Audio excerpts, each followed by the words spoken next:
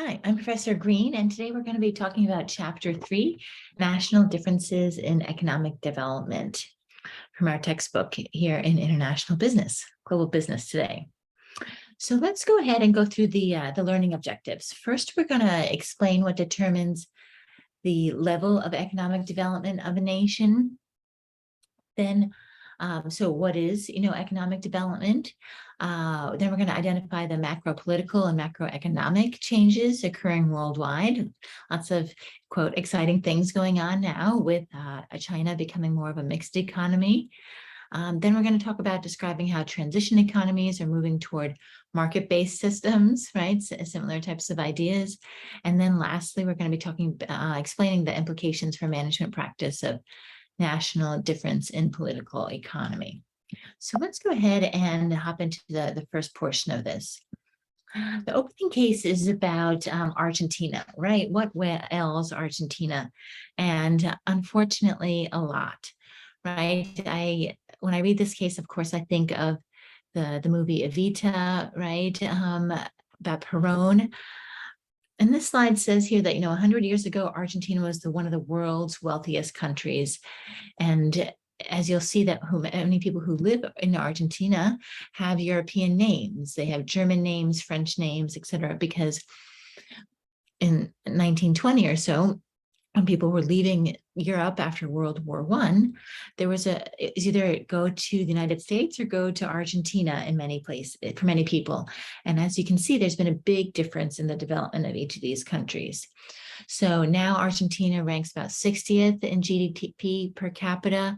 The issues are high government spending along with budget deficits, right? Just like Perón, he was handing out a lot of free money, a lot of assistance, people not actually having to earn that. And he was then burying himself under deficits.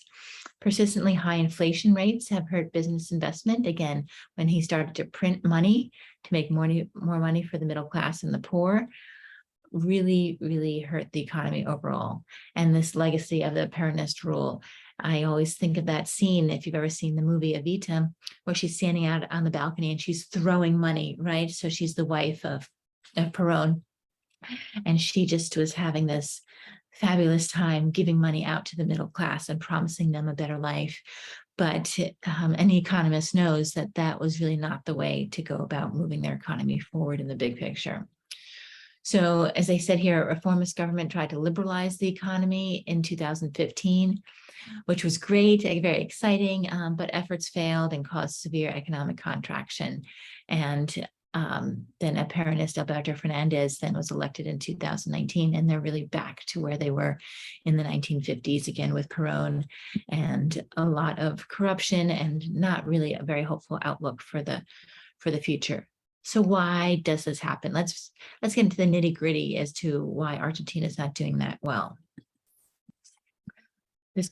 This chapter talks about the differences in the political, economic, and legal systems, that they all influence the level of economic development and its attractiveness for doing good. As I said, when I took this course, International Business, they called it IPE because international politics and economics, because it is so focused in those three areas. There's a general movement towards democratic forms of government, market-based economic reforms, and adoption of legal systems that better enforce property rights. So moving away from corruption and making sure that all different classes, middle class especially, have rights to the property that they live on and farm potentially. So again, getting down deeper into the details, what does all that mean? The first thing is here that the level of economic development, it affects a country's attractiveness as a possible market or production location for firms, right? We've already spoken about in this course that if there is foreign direct investment, FDI, then the economy is moving forward, right? And so with the Argentina, we're seeing that because of the high inflation, because of how people are so poor in that country, and the moving of their currency all around, that people are not interested at this stage in investing in Argentina. So a common measure is the gross national income. This is the total annual income received by the residents of a nation. So that's one way that you can measure if they're, how attractive a country might be for investment.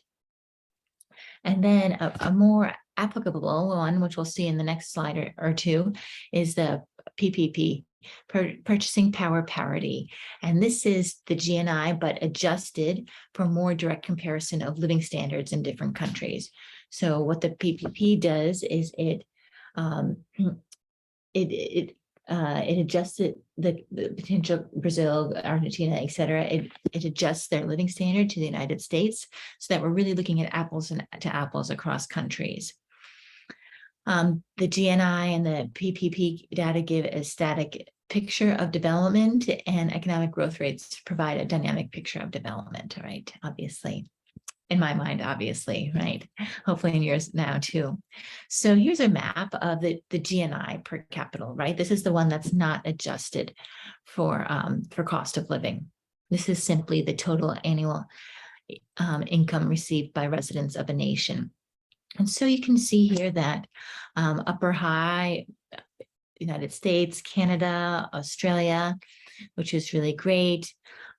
Switzerland is in there too. The richest nations in here are Japan, the US, and Switzerland, as I mentioned, and the poorest ones are China and India.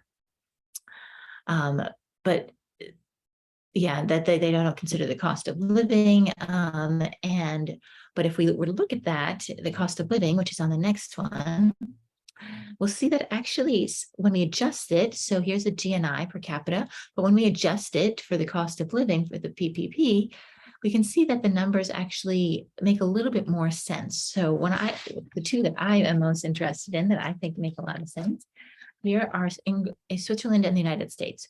So here, the US is 1-to-1 because that's what we're adjusting it against. But Switzerland, you'll see is the GNI is 85,000. But when you adjust it, you see that it's only 72. And that's what I think is so interesting, because people always say, oh, Switzerland is so expensive to visit. And I say, yes, to visit, even if the dollar is strong, it's because your income is from the United States, and the people in Switzerland make a lot more money. And so the things are expensive, but they make more money, right? But it's not that much more expensive. So it actually is a really nice place to live, and you don't feel that you're trapped when you have a normal job, a corporate job, etc. And it's actually very reasonable, or it can be very, very reasonable. Two other things that I wanted to point out here were, that these two columns are better to compare. Or then the third column here, this is showing us the annual GDP growth rate, right? So which countries are growing quickly from 2010 to 2019? As you'll see, no surprise, right? The biggest ones are China and India, right? As we've seen in previous chapters, these are countries to watch because they are growing so quickly. And we'll get into this chapter a little bit more as to why they're countries to watch. And then the last column here is the size of the economy of GDP. That here we have China at 14,000, and then we have the United States here at 21,000. And as we will say many, many times, right, that China is catching up to the United States. So the next slide here, we have the GNI PPP. So now you'll see that things drop off. Actually, when we adjust that map, you'll see that Canada dropped off, Australia dropped off. They are no longer in the upper high income, because when we adjust that right for their local living conditions, then they're actually not doing as well. So let's go ahead and hop into the next slide. So the differences in living standard, official figures, right, can be misleading, right? And I always say how my statistics professor in business school always said, how to lie with numbers, right? And so lots of figures can be misleading. We want to make sure that we truly understand what the numbers mean. that when we talk about differences in living standards of living, that unrecorded cash transactions can actually be very significant in many countries. India, right? Greece, as we can see, 23% in Greece. If you've ever been to any of those countries, you'll notice that you're using a lot more cash than we use here in the United States. Here, I use hardly any cash, right? I use my credit card for most everything. But when I go to India, when I go to Greece, when I even go to Italy, right, to buy coffee, I really need to make sure that I have cash on me because it's not as common. It's becoming more common, but it's not as common to use those things. And so when people use cash, right, those transactions don't necessarily have to be recorded. And this is what they call then the black or shadow economy. Also, the GNI and the PPP data don't indicate those growth rates, which is why on the previous slide, we looked at that last column, which showed GDP growth. And we can look at a map here that shows the average annual growth rate in GDP. So now you'll see now the United States is also not in the high range. But coming back to where we started with one of our earlier comments, India, right, is doing very, very well. A lot of Asia, the GDP is growing very, very quickly. And again, we'll get into the why in the next couple of slides. So there's one last way to talk about economic development. And this was a concept brought up by Amartya Sen. He was an economist and he worked with the United Nations. And so he argued that development should be assessed less in material output, right, gross domestic product, and more by the capabilities and opportunities that people enjoy, quote, enjoy.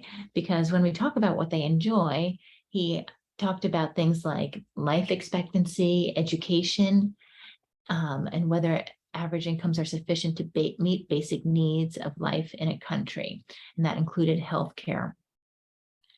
So it also reflects this ideas. So Sen's ideas that gauge a country's economic likely future growth rate. So why the UN decided to jump onto this, what became known as the Human Development Index, the HDI, is because it talks about growth rate and how we can start to more accurately measure that. And so we talk about HDI now. Now we're back to the United States doing quite well, right? That we're doing well because we have a decent high education level and we have good healthcare. We have decent life expectancy rate, right? So just another way to potentially measure the growth potentiality of a nation. And it moves also, as you'll see, Canada and Russia into levels of great development. So this ends part 1 of chapter 3. I will go ahead and stop here, and then I will start part 2 in the next video.